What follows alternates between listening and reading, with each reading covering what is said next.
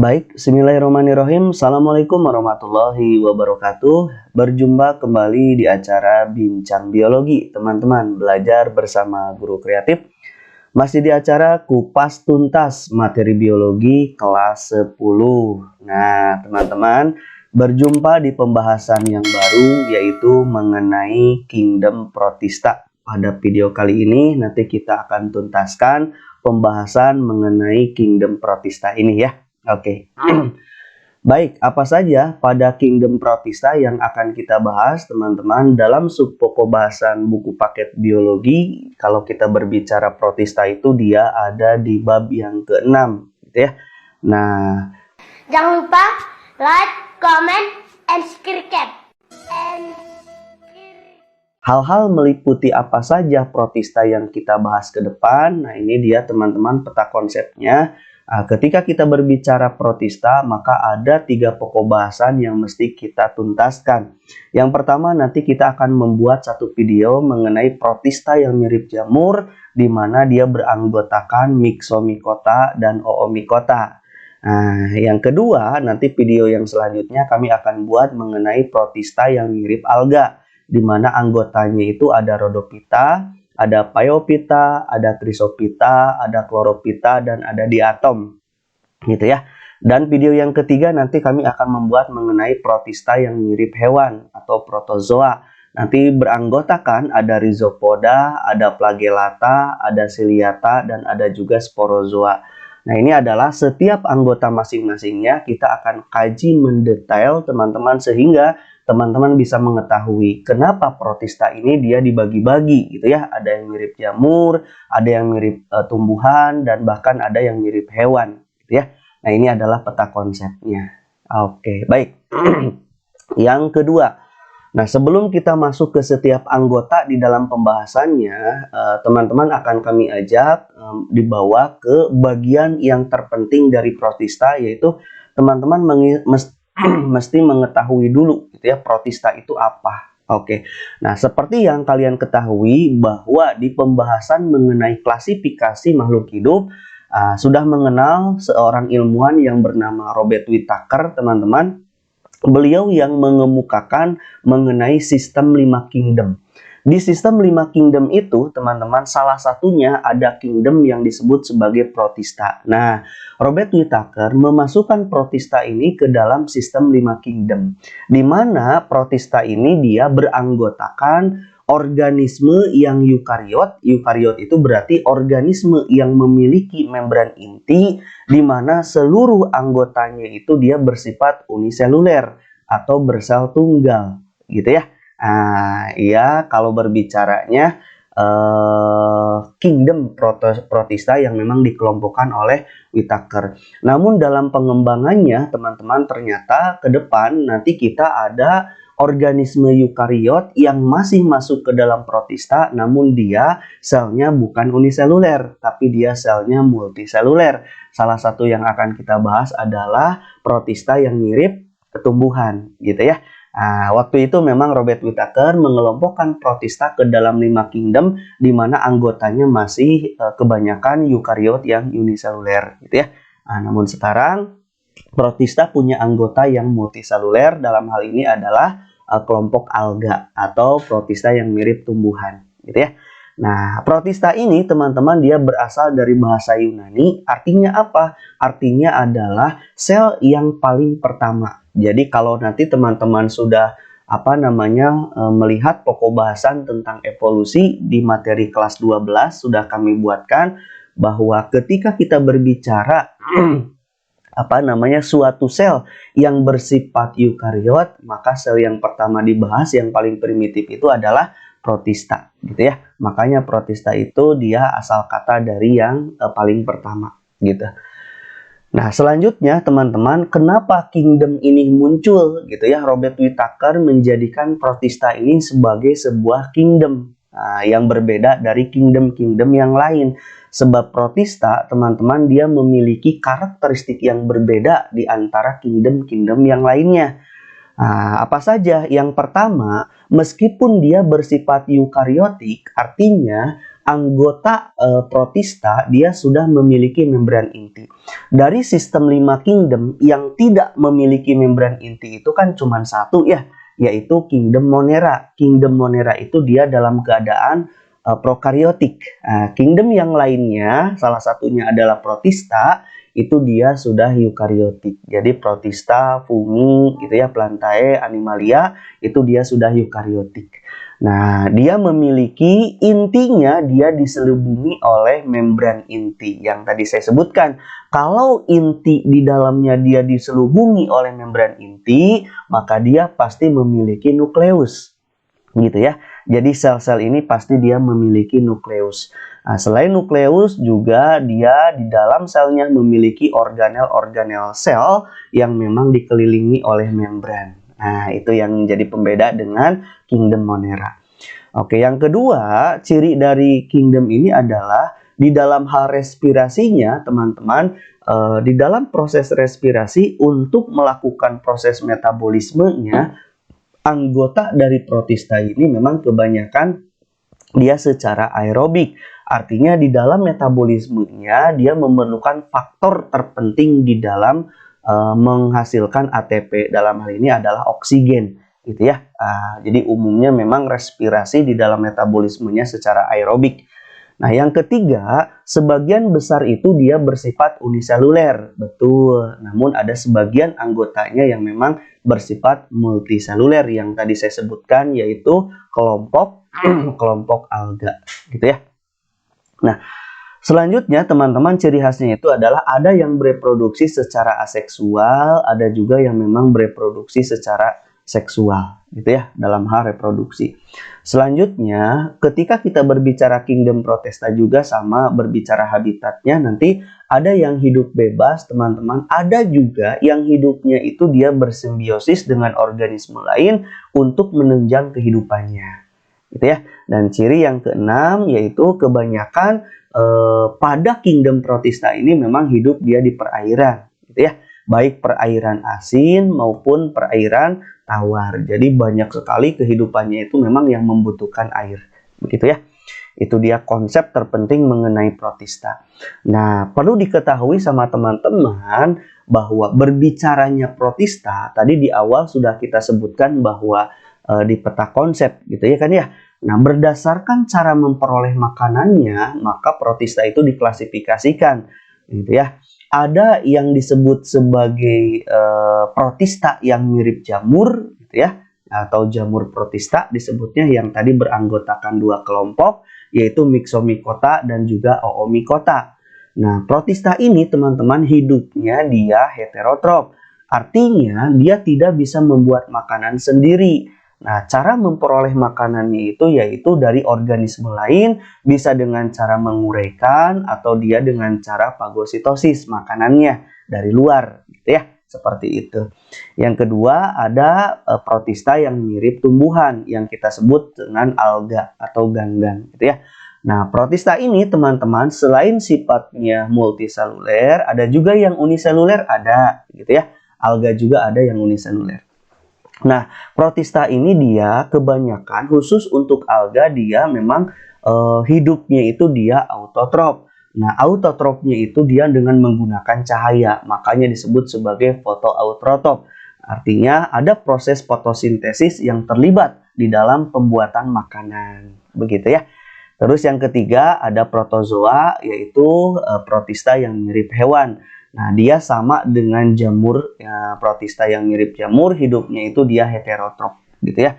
Artinya memperoleh makanan dari organisme lain dengan cara memasukkan makanan atau fagositosis tadi, gitu ya, dimasukkan ke dalam sel tubuhnya, begitu. Nah, ini adalah anggota-anggota yang akan kita bahas ke depan. Nah, jadi banyak, gitu ya. Berbicara protozoa ada Sarcodina, nanti anggotanya Mastigopora, ada Ciliopora, ada Sporozoa. Nah, anggota dari alga yang akan kita bahas ke depan adalah Euglenophyta, ada Chrysophyta, ada Pyrophyta, ada Chlorophyta, ada Phaeophyta, dan ada juga Rhodophyta, gitu ya. Dan yang akan kita bahas di pertemuan ini adalah protista yang mirip jamur terlebih dahulu, di mana yang akan kita bahas adalah Myxomycota dan Oomycota. Jadi dua anggota yang termasuk ke dalam anggota protista yang mirip jamur. Oke, begitu ya. Itu yang akan kita bahas pada video pertama ini. Oke, kita akan masuk ke pokok bahasan anggota pertama, yaitu Myxomycota, di mana dia sebagai anggota dari protista yang mirip jamur. Oke, baik.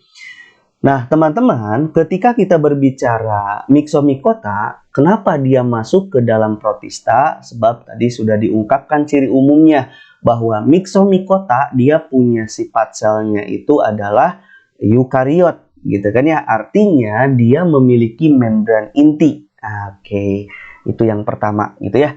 Nah, yang kedua, kenapa dia anggota protista, lalu kenapa dia digolongkan ke dalam protista mirip jamur? Nah, sebab teman-teman, khusus untuk Myxomycota dan yang satunya lagi Oomycota, kenapa dia disebut sebagai protista yang mirip jamur? Sebab kedua anggota ini dia memiliki bagian yang sama seperti halnya jamur, gitu ya. Nah, apa? Salah satunya dia memiliki sifat yang dimiliki jamur, yaitu dia punya sesuatu khas sel, gitu ya, yang memang seperti halnya sel pada jamur pada umumnya. Dalam hal ini adalah hifa, gitu ya. Nah, khusus untuk Myxomycota, teman-teman, dia sering dikenal dengan nama jamur lendir plasmodial. Ini ya nama lainnya. Apa cirinya? Nah, Myxomycota ini, teman-teman, ada beberapa sifat yang memang sifatnya itu mirip, gitu ya, atau sama dengan sifat yang jamur pada umumnya. Misalkan pada waktu stadium dia memiliki badan buah seperti halnya jamur pada umumnya kan ya, punya tubuh buah gitu. Terus dia juga berpigmen terang dan umumnya dia berwarna kuning atau juga dia berwarna orange. Itu dia ciri utama pada Myxomycota. Yang kedua, cirinya adalah Myxomycota ini, teman-teman, dia strukturnya disebut sebagai plasmodium. Nah, makanya dia disebut sebagai jamur lendir plasmodial, gitu ya. Nah, ciri yang ketiga, nah plasmodium pada Myxomycota ini, teman-teman, dia mampu bergerak, gitu ya. Di mana pergerakan plasmodiumnya itu dengan cara pergerakan amuboid, gitu ya. Di mana? Tentu di atas substratnya. Amuboid itu seperti halnya amuba, teman-teman, pergerakannya itu mulai menjulurkan satu bagian, lalu juluran itu dia menarik seluruh bagian tubuhnya. Itu amuboid, gitu ya. Nanti kita akan lihat gambarnya. Terus ciri yang keempat adalah Myxomycota ini, teman-teman, dapat mencerna mikroorganisme serta partikel-partikel bahan organik itu dia khususnya bahan-bahan organik yang membusuk, gitu ya. Nanti dia dimasukkan ke dalam sel tubuhnya, nah, dicerna, gitu ya, cara melakukan metabolismenya. Nah, pencernaan tersebut dia bersifat apa? Bersifat heterotropik, artinya Myxomycota tidak bisa membuat makanannya sendiri, dia harus mencari, gitu ya, memakan organisme lain untuk dia konsumsi sebagai proses metabolismenya. Terus selanjutnya, pada Myxomycota itu dia menghasilkan sel-sel hidup bebas, teman-teman, yang disebut sel-sel amubosit, gitu ya. Jadi dia mampu dalam reproduksinya itu dia mampu menghasilkan sel-sel hidup bebas, gitu ya, yang disebut sebagai amubosit, di mana ketika dia masih dalam keadaan tahapan amubosit, amubositnya itu dia bersifat sebagai predator, teman-teman, yang selalu mangsa, gitu ya, organisme lain dengan cara fagositosis, memakannya, gitu ya. Nah, dengan cara apa? Dengan cara menjulurkan bagian tubuhnya yang disebut sebagai pseudopodia atau kaki semu, seperti halnya amuba. Dia menjulurkan kaki semunya untuk memfagositosis makanannya lalu dimasukkan ke dalam tubuhnya. Begitu ya. Dan ciri yang selanjutnya, saat kondisi tidak mendukung, teman-teman, khusus pada organisme Myxomycota, sel-sel yang bebas tadi, teman-teman, dia akan bergabung membentuk sebuah massa yang berlendir. Untuk apa? Untuk mendukung pertumbuhannya dan untuk mendukung dirinya supaya tahan terhadap kondisi lingkungan yang memang saat itu kurang menguntungkan. Contohnya misalkan pada organisme yang disebut sebagai Dictyostelium gitu ya, Discoideum. Nah, ini adalah salah satu organisme yang bisa memanfaatkan sel-sel yang tadinya dia berpisah ketika kondisi lingkungannya misalkan kurang bagus untuk dirinya, maka dia bergabung membentuk sebuah massa gitu ya, untuk mempertahankan dirinya dari lingkungan yang kurang baik. Begitu. Nah, Dictyostelium ini teman-teman bisa diperhatikan gambarnya, ini dia gitu ya. Ini dia contoh dari Myxomicota, dalam hal ini adalah Dictyostelium seperti ini teman-teman. Gitu ya. Kita akan lihat fase amebositnya seperti apa. Nah, di dalam siklus hidupnya teman-teman bisa diperlihatkan seperti ini. Misalkan kita bermulai misalkan dari zigot dulu lah ya. Atau bolehlah dari organisme yang sesilnya, yang tubuh organismenya dulu ya. Nah, Dictyostelium ini teman-teman, saat dia sudah dewasa, di mana sporangiumnya itu di dalamnya itu banyak spora-spora. Kalau dia sudah matang, maka dia akan pecah di dalam sporangium dewasa ini teman-teman, lalu mengeluarkan spora-sporanya. Dan spora-sporanya ini dia mampu berkecambah kalau kondisi lingkungannya memang menguntungkan bagi dirinya. Nah, kalau misalkan setelah berkecambah, maka spora ini dia akan menjadi sel-sel amoeboid atau amebosit seperti yang tadi, di mana selnya bisa bergerak bebas. Yang selnya ini dia bersifat predator, gitu kan ya? Nah, seperti itu. Bisa juga sel amoeboid ini dia membentuk sel-sel yang berflagel. Bisa gitu ya, membentuk dua organisme sel yang berbeda, bisa membentuk sel berflagel, bisa juga dia membentuk sel amoeboid gitu ya. Nah, ketika misalkan teman-teman dua organisme di mana sel positif dan sel negatif, dalam hal ini betina ataupun jantan lah istilahnya gitu ya, dia melakukan misalkan ini dia melakukan proses reproduksi gitu ya, misalkan sel amoeboid ataupun sel-sel berflagel dia melakukan reproduksi, penyatuan secara singami gitu ya, yang nantinya akan membentuk zigot. Zigot ini teman-teman dia akan membentuk sebuah fase yang disebut sebagai plasmodium, di mana sama sifatnya dia fagosit. Nah, dia pergerakannya itu seperti halnya amuba teman-teman, menjulurkan satu bagian dari tubuhnya, lalu juluran itu akan menarik seluruh bagian dari tubuhnya gitu ya. Nah, seperti itu. Ini adalah plasmodiumnya. Lalu dia akan membentuk massa plasmodium dewasa, di mana plasmodium dewasa ini dia teman-teman akan membentuk sporangium lagi. Seperti itu ya siklus hidupnya. Sporangium muda ini akan dia dewasa, nanti di kepalanya itu dia akan membentuk spora-spora dan seterusnya. Siklus hidupnya seperti itu. Gitu ya. Itu adalah berkenaan dengan anggota pertama, yaitu Myxomicota. Contohnya adalah Dictyostelium. Nah, seperti itu. Itu yang pertama. Nah, yang kedua, teman-teman, anggota yang kedua adalah Oomycota, atau kita sering namakan dengan nama jamur air, gitu ya. Nah, apa yang membedakan antara Myxomicota dengan Oomycota? Oomycota ini, teman-teman, dia memiliki sama kemiripan dengan jamur, gitu ya. Salah satunya dia memiliki tubuh yang disebut sebagai miselium. Miselium itu dia kumpulan dari hifa gitu ya. Jadi mirip dengan jamur pada umumnya. Di mana miselium Oomycota ini teman-teman dia tumbuhnya itu adalah di suatu materi organik gitu ya. Jadi tumbuh dari suatu bahan makanan yang ada di sekitarnya. Oke. Nah, yang kedua, sama sifatnya juga dia heterotrofik, di mana Oomycota juga tidak bisa membuat makanannya sendiri. Lalu bagaimana hidupnya? Biasanya dia dengan cara menguraikan sebagai jamur saproba, artinya dia bisa melakukan hidupnya secara saprofit, atau dia menguraikan bahan-bahan makanan yang ada di sekitarnya. Tetapi anggota Oomycota ada juga teman-teman yang bersifat parasit. Gitu ya, ada yang menyebabkan tumbuhan jadi gagal panen, ada juga gitu ya. Contoh misalkan yang saproba. Saproba itu misalkan Saproglenia, ini dia bersifat pengurai teman-teman, dia menempel pada tubuh, misalkan pada tubuh ikan yang mati gitu ya, atau pada organisme hewan yang lain yang mati di dalam air gitu ya, dia akan menguraikan organisme itu. Tapi untuk yang parasit misalkan khususnya parasit pada tanaman misalkan adalah Plasmopora picticloca. Ini dia contoh dari Oomycota yang bersifat parasit pada buah anggur. Itu ya, ada juga Phytophthora infektan, itu dia menyebabkan infeksi pada kentang, juga pada tomat gitu ya, daun kentang, daun tomat jadi rusak gitu ya.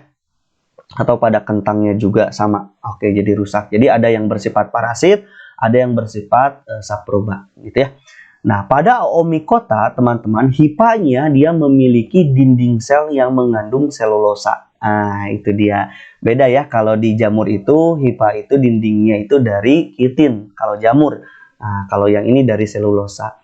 Dan dia tidak mempunyai septa, teman-teman. Dia senositik, artinya tidak ada sekat gitu ya di antara hipanya. Begitu ya. Nah, yang keempat, ciri dari Oomycota itu adalah dia reproduksi aseksualnya itu dengan membentuk sporangium, yang dimana sporangiumnya itu dia menghasilkan zoospora gitu ya, atau dia menghasilkan disebut sebagai spora berflagel seperti itu. Nah, selanjutnya nanti zoospora ini teman-teman akan berkecambah membentuk kumpulan massa yang disebut sebagai miselium. Nah, seperti itu ya, itu dia aseksualnya. Sedangkan reproduksi seksualnya Oomycota itu dia dengan penyatuan gamet positif dan gamet negatif, atau gamet betina dengan gamet jantan gitu ya untuk seksualnya. Nah, contohnya ini teman-teman, Saproglenia ini adalah yang bersifat saproba gitu ya. Dia menghancurkan, menguraikan organisme, bisa ikan, bisa organisme lain yang memang yang ada di sekitarnya. Tentu dalam hal ini dia ada di air gitu ya, di mana kadar airnya tinggi. Ini dia. Nah, ini dia jamur Oomycota-nya gitu ya, protista yang mirip jamurnya yang warna putih-putih. Ini yang warna putih-putih ya. Nah, kalau teman-teman, kalau diperbesar itu hipanya itu dia tidak bersekat gitu ya, atau senositik. Nah, ini contoh dari yang parasit Plasmopora, teman-teman. Nah, ini gitu ya, yang parasit pada buah anggur bentuknya seperti ini. Terus yang ini adalah Phytophthora yang parasit pada kentang ataupun tomat. Nah, di mana hipanya tidak bersepta gitu ya. Lurus. Ini dia contohnya ya.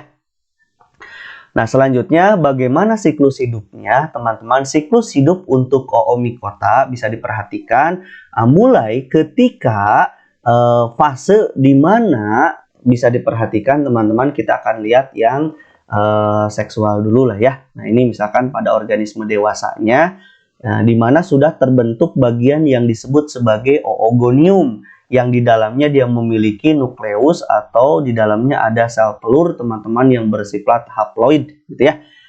Oogoniumnya itu dia dilindungi oleh hipa-hipa anteridial, teman-teman, ini ya, dengan nukleus gitu ya, di mana dia mampu menghasilkan sperma, atau disebut sebagai ada hipa positif dan hipa negatif gitulah ya, seperti itu. Nah, nanti mentransfer spermanya itu ke dalam oogonium ini. Nah, setelah terjadi fertilisasi, maka di dalam akan membentuk zigot atau disebut sebagai oospora, teman-teman, gitu ya. Gitu ya. Nah, setelah dia terbentuk zigot di dalamnya yang bersifat 2N, lalu kalau sudah matang, maka zigot itu dia akan pecah, akan keluar gitu ya. Lalu zigot itu dia akan berkecambah. Nah, seperti ini. Hasil dari kecambahnya itu dia membentuk yang disebut sebagai zoospora. Jadi keluar dari zoosporangium ini, teman-teman, keluar. Nah, setelah keluar ini zoospora ini nanti dua kemungkinan. Satu, dia akan membentuk massa, membentuk miselium. Nah, kalau dia mau seksual maka kembali lagi seperti tadi. Kalau dia mau aseksual maka zoospora ini dia akan membentuk fase di mana dia membentuk sebuah sista gitu ya. Nah, jadi dari zoospora ini dia akan membentuk sista, lalu sista ini dia membentuk tabung berkecambah, lalu dia akan membentuk kumpulan miselium lagi. Seperti itu ya kalau dia fasenya aseksual. Nah, ini adalah siklus hidupnya di mana anggota Oomycota melangsungkan kehidupannya. Begini ya. Oke, sip. Itu adalah pokok bahasan pertama, teman-teman, mengenai protista. Dalam hal ini adalah protista yang mirip jamur. Jadi baru satu pokok bahasan. Nanti untuk yang alga dan protozoa akan kami buat videonya masing-masing ya, biar pembahasannya lengkap. enak untuk menyimaknya. Itu saja teman-teman video pertama pada Kingdom Protista. Pada bab yang ke-6 ini baru kita bahas protista yang mirip jamur. Mudah-mudahan bermanfaat. Sekian, terima kasih. Assalamualaikum warahmatullahi wabarakatuh.